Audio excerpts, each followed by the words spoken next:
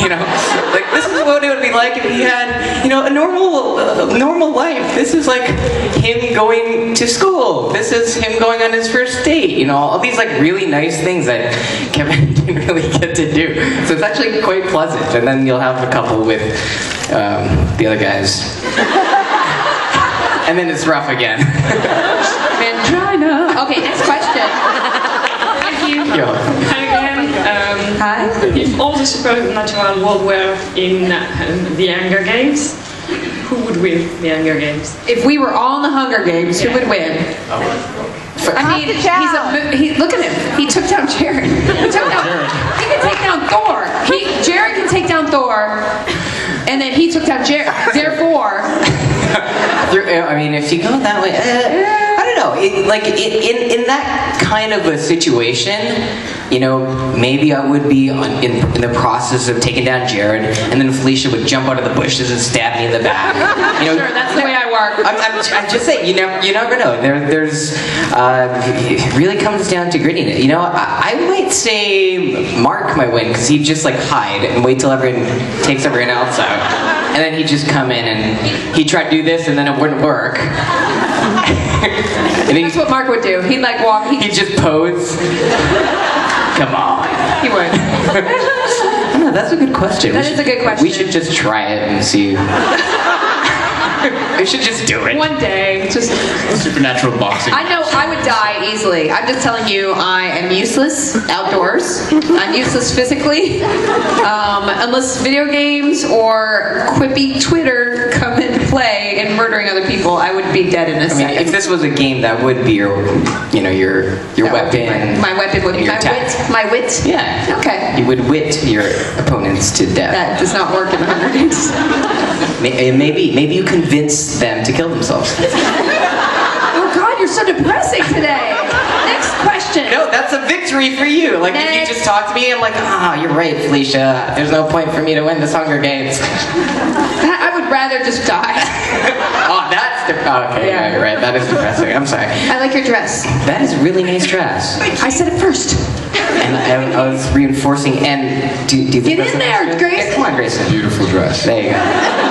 Thank you very much. My question was, it's mostly for Osric because I don't know if the rest of you have watched Supernatural through, but which was your favourite story arc and throughout the 10 seasons and why? I got a bomb to drop here. I've only seen four seasons. Did you see my one episode arc? Hard? I love Grace. My half episode arc? I love Greyston's arc. Are we 3-scene arc? Which episode were you in? Season 9. That was Keep my going. favorite Keep going. season. What's that? Season 9 episode. Were you in Annie, Alexis, Anne? I think it was called. I can't remember the number. 19. I haven't seen it. Actually, I was in that episode. 19. Yeah, Kim 19. was in it, the sheriff. Oh, Kim. Then I wasn't in it. I probably have seen it, but I haven't rewatched it yet. My favorite episode. I mean, even though I haven't seen it all, I feel like I know a lot about this show for some reason.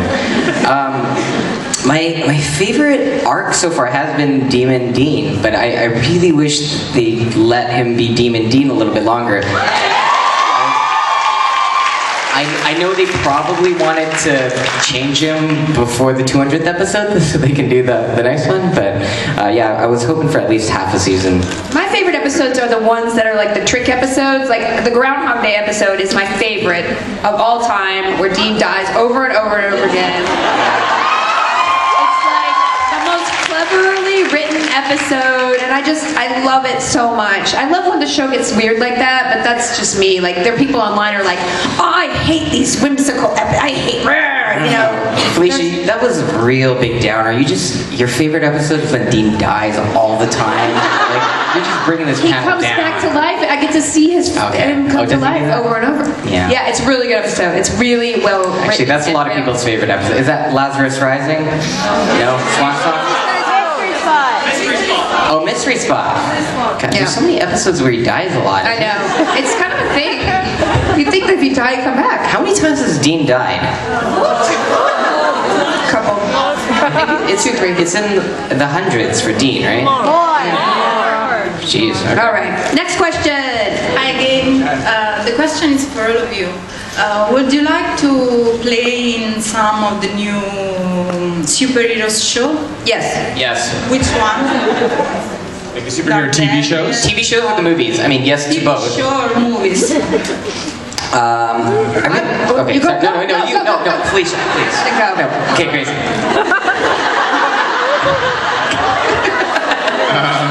Thanks. I'm not too familiar with the superhero world, but I've seen a little bit of this Daredevil show, and like it takes place in New York, which is amazing. And I think style-wise, like he wins. He's just a cool-looking guy. He's the red glasses and the suit. What's that? Charlie Cox is Charlie the Cox, actor. yeah, the actor. Yeah. Sorry, yeah. That would be my choice. I would see you at Daredevil. Yeah. I want to be Squirrel Girl. So somebody start a petition. There's a girl in the Marvel Universe who can control squirrels.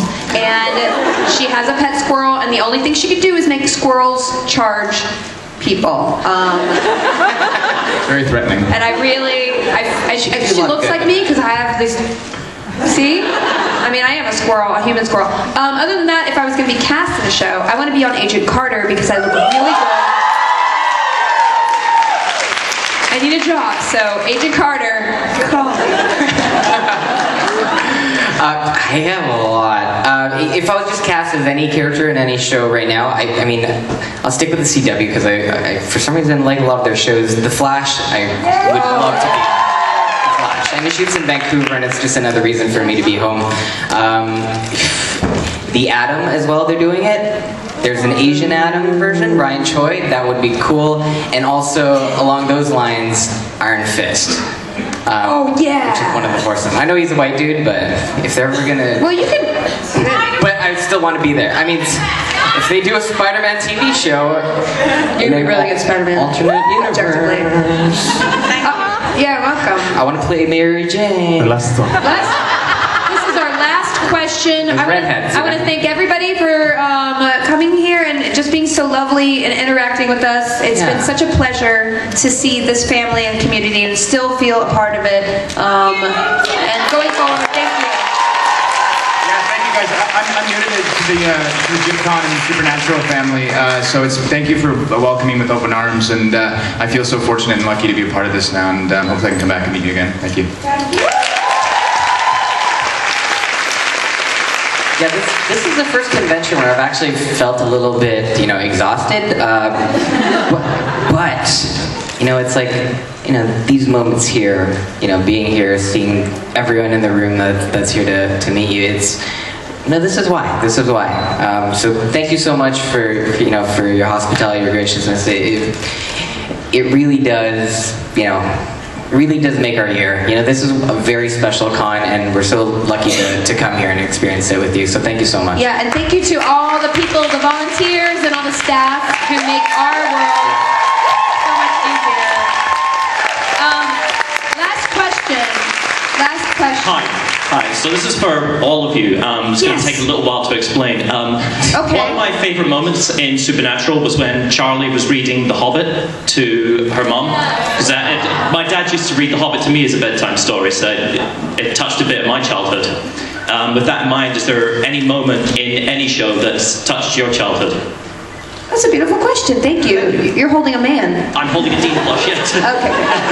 Just want to be clear about that. Any moment in any show. I loved Anne of Green Gables more than life.